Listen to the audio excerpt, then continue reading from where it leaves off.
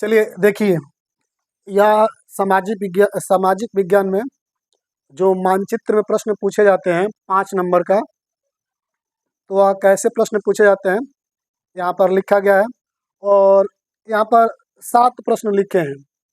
सातों में से कम इसमें 4 से 5 क्वेश्चन तो देखने को मिल जाएगा, नहीं तो 1-2 क्वेश्चन और आ जाएगा। 5 नंबर का एक और प्रश्न आता है मानचित्र से।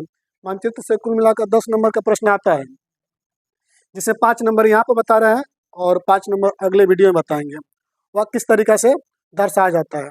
और मानचित्र बनाकर उसको भरने के लिए बता दिया जाएगा कि कैसे भरा जाता है। ठीक है, ये प्रश्न लिखा गया है, इस प्रश्न को रट लीजिएगा, याद कर लीजिएगा। ठीक है, देखिए क्या लिखा है निर्देश में। ऐसे ही प्रश्न में लिखा रहेगा, जब मिलेगा आपको भरने के लिए तो पेपर पर यही लिखा रहेगा जिस तरीके से लिखा गया है, और उसके नीचे ये प्रश्न रहेंगे। लिखा गया है, निम्नलिखित स्थानों को भारत के दिए गए रेखा मानचित्र में चिन्ह, ये चिन्ह दिया रहेगा।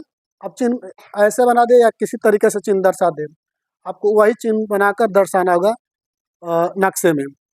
चिन्ह चिन्ह द्वारा नाम सहित दर्शाइए। सही नाम व सही अंकन के लिए 1/2 + 1/2 अंक निर्धारित है। मतलब कि एक, जैसे प्रश्न ये पहला है, ये जो पूछा है इसका सही आंसर बता दिए, और उस नक्शे में जहाँ पर हुआ है उस स्थान पर भर देंगे, आपको पूरा फुल नंबर मिलेगा, 1 नंबर मिलेगा। आधा नंबर सही आंसर बताएंगे तब, और आधा नंबर उस स्थान पर भरेंगे तब नक्शे में, मिलाकर कितना हो जाएगा 1 नंबर। तो ऐसे देता है, ठीक ना। 5 क्वेश्चन फिक्स है कि ये आएगा। अब 5 नंबर नदी दे देता है, बंदरगाह दे देता है, राष्ट्रीय उद्यान देता है, इस तरीके से पूछता है। उसमें चिन्ह द्वारा अलग अलग तरीके से पूछा जाता है, अलग अलग चिन्ह बनाकर भरने के लिए आता है, तो वो 5 नंबर क्लियर कर देंगे। मतलब मानचित्र द्वारा इस वीडियो को देखेंगे तो 10 नंबर क्लियर होगा। 5 नंबर इस क्लास में है, आप 5 नंबर अगले क्लास जो लेकर आएंगे उसमें। ठीक, जो पहला है वह क्या है, देखिए, वह स्थान जहाँ सविनय अवज्ञा आंदोलन प्रारंभ हुआ।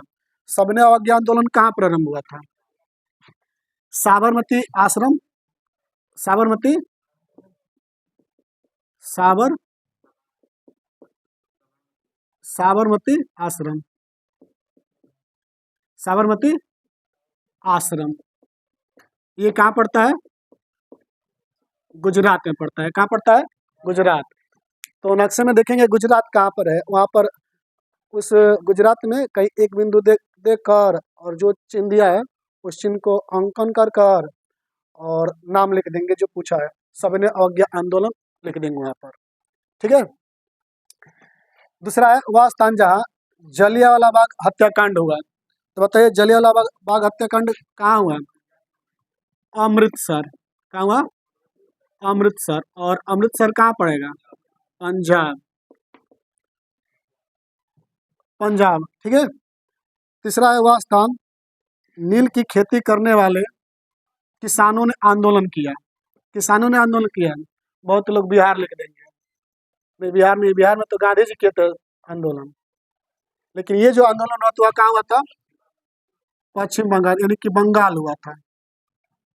ठीक है, वह स्थान जहाँ असहयोग आंदोलन प्रारंभ हुआ। असहयोग आंदोलन कहाँ प्रारंभ हुआ? कलकत्ता। कहाँ हुआ था? कलकत्ता हुआ था। अगला है वह स्थान जहाँ दिसंबर 1920 में कांग्रेस का अधिवेशन हुआ था। बताइए क्या होता? दिसंबर 1920 में कांग्रेस का अधिवेशन कहाँ हुआ था? नागपुर हुआ था। कहाँ हुआ था? नागपुर। कहाँ पड़ेगा? महाराष्ट्र में पड़ेगा। कहाँ पड़ेगा? महाराष्ट्र में। अगला है वह स्थान जहाँ चौरी चौरा कांड हुआ था। बताइए चौरी चौरा कांड कहाँ हुआ था? गोरखपुर हुआ था। और कहाँ पड़ेगा? यूपी, उत्तर प्रदेश। ठीक, और लास्ट प्रश्न है वह स्थान जहाँ कांग्रेस के अधिवेशन में पूर्ण स्वराज की मांग की गई थी। बताइए पूर्ण स्वराज की मांग किस अधिवेशन में किया गया था? कांग्रेस के किस अधिवेशन में? लाहौर। लाहौर अधिवेशन, ये कहाँ पड़ता है? पाकिस्तान में पड़ता है। कहाँ पड़ता है? पाकिस्तान। ये कुछ प्रश्न थे जो पूछे जाते हैं। ये प्रश्न एक तो मानचित्र में भी दे देता है पूर्ण स्वराज्य की मांग, और बहुविकल्पी में भी दे देता है। पूर्ण स्वराज्य की मांग किसने किया था? पंडित जवाहरलाल नेहरू की अध्यक्षता में किया गया था। ठीक है, ये प्रश्न बहुविकल्पी में भी आता है, ध्यान देंगे। और ये जलियांवाला बाग ये बहुविकल्पी में देता है, मतलब कि मानचित्र से भरने के लिए आ जाएगा, और बहुविकल्पी में भी ये इसमें से कोई प्रश्न देखने को मिल जाएगा। ठीक है, ये 5 नंबर क्या हो गया, यहाँ पर फिक्स हो गया। ठीक है, चलिए अगले क्लास में मिलेंगे, लेकर आएंगे पुनः मानचित्र से 5 नंबर का प्रश्न। ठीक है।